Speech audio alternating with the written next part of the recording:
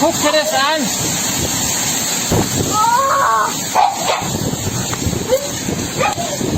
Schau dir das an, Mann. Werden erschossen.